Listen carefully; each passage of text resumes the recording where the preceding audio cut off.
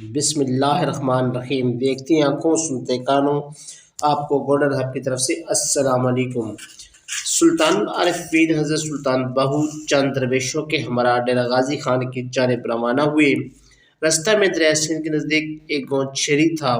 اس گاؤں میں ایک صاحب کشف و کرامت بزرگ حضرت سید غیاث الدین کا مزار بھی تھا۔ آپ جب درویشوں کی جماعت کے ہمراہ وہاں پہنچے تو چاشت کا وقت تھا۔ ساتھی درویشوں نے عرض کیا کہ حضور اگر حکم کریں تو کوئی دیر گاؤں میں ٹھہر کر روٹی پکا لیں۔ آپ نے اجازت مرحمت فرما دی اور ایک عورت کے گھر تشریف لے گئے۔ وہ عورت خدا ترس تھی اور درویشوں کی خدمت کیا کرتی تھی۔ آپ کے ہمراہ اس عورت کے ساتھ مل کر روٹی پکانے لگے۔ اس عورت کی ایک شیرخوار بچی تھی جو پیگوڑے میں سو رہی تھی۔ اتفاقاً وہ اس وقت بیدار ہو گئی جب ماں کام میں مصروف تھی۔ اس بچی نے رونا شروع کر دیا۔ اب وہ عورت کام میں مشغول تھی اور وہ کام چھوڑ کر بچی کے پاس نہیں جا سکتی تھی۔ اس لیے اس نے بیٹھے بیٹھے آپ سے کہا، بابا میری بچی کے پنگوڑے کو ہلا دو تاکہ یہ چپ ہو جائے اور میں مطمئن ہو کر کام کر سکوں۔ سلطان العارفین حضرت سلطان بہو بچی کے پنگوڑے کو آہستہ آہستہ ہلانے لگے اور ساتھ ساتھ اللہ اللہ کی صدا لگانے لگے، جس کو سن کر بچی خاموش ہو گئی اور سو گئی۔ جب وہ عورت کھانا پکا کر فارغ ہوئی تو اس نے آپ سے کہا، بابا جی آپ کا شکریہ کہ آپ کی وجہ سے میری بچی سو گئی اور میں نے سارا کام بخوبی کر لیا۔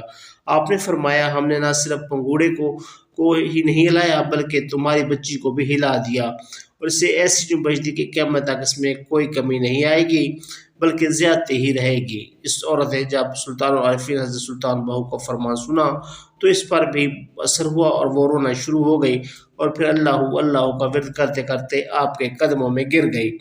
آپ اس واقعے کے بعد دوبارہ اپنے سفر پر روانہ ہوئے، مگر آپ کی نگاہ کیمیا کے اثر سے اس شیرخوار بچی کی کایا پلٹ گئی اور وہ بڑی ہو کر حضرت فاطمہ کے نام سے مشہور ہوئی۔ حضرت فاطمہ کا تعلق قبیلہ مستویس سے تھا اور آپ کا مزار پاک قبضہ خان میں واقع ہے اور مرجع گاہ خاص و عام ہے، جہاں ہزاروں حاضرین حاضر ہوتے ہیں اور روحانی فیض و برکات سے مالا مال ہوتے ہیں۔ سلطان العارفین حضرت سلطان بہو ایک مرتبہ پنجاب کے علاقے دامنے کو مغربی جبل اسود کی جانب روانہ ہوئے۔ اس علاقے میں آپ نے ایک نومر لڑکے کو دیکھا جو مویشی چرا رہا تھا۔ آپ نے اس پر ایک نظر ڈالی تو وہ اپنے مویشی چرانا بھول گیا اور آپ کے گرد دیوانہ وار رقص کرنے لگا۔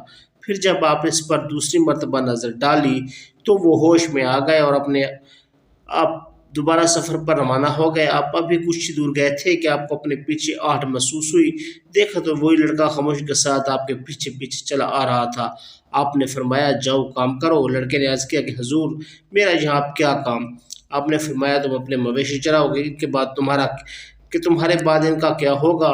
تو وہ لڑکا بولا، جن کے جانور ہیں وہ جانے۔ آپ نے سمجھانے کی بہت کوشش کی مگر وہ اپنے ارادے پر قائم رہا اور واپس جانے سے انکار کر دیا۔ آپ اس لڑکے کو ہمراہ لے کر روانہ ہو گئے۔ اس لڑکے کا نام کیتھران تھا اور بعد میں وہ آپ کا خلیفہ بنا اور حضرت سلطان رونق کے نام سے مشہور ہوا۔ سلطان اور پھر سلطان بہو پر ایک کیفیت یہ طاری ہوئی کہ فکر دنیا سے آزاد سیاحت میں مصروف رہے۔ انہی دنوں آپ نے 2 مرتبہ کھیتی باڑی کے غرض سے بیلوں کی جوڑی خریدی۔ آپ خود ذکر خداوندی میں مشغول ہو جاتے اور بیل خود بخود ہل چلاتے رہتے۔ پھر جب فصل پکنے کے قریب ہوئی تو آپ فصل اور بیلوں کو چھوڑ کر نامعلوم سمت کی جانب روانہ ہو گئے اور لوگ آپ کے بیل اور فصل لے گئے۔ ایک دن کچھ اکبرا نے شکایت کی تو فرمایا، فاقے کی رات فقیر کے لیے معراج کی رات ہوتی ہے۔ تو یہ تھی ہماری آج کی ویڈیو، امید ہے آپ کو پسند آئی ہوگی۔ اگر آپ اسی طرح کی مزید اچھی ویڈیوز دیکھنا چاہتے ہیں تو ہمارے چینل کو سبسکرائب کیجیے تاکہ ہماری ہر نئے آنے والی ویڈیو آپ کو بر وقت ملتی رہے۔ اس کے ساتھ ہمیں دیں اجازت، بہت جلد ایک نئی ویڈیو کے ساتھ دوبارہ حاضر ہوں گے۔ تب تک اللہ حافظ۔ اور جاتے پھر ہمیشہ کی طرح گزارش ہے کہ چینل کو ضرور سبسکرائب کر لیں تاکہ ہم بار بار ملتے رہیں۔ اللہ آپ سب کا حامی و ناصر ہو۔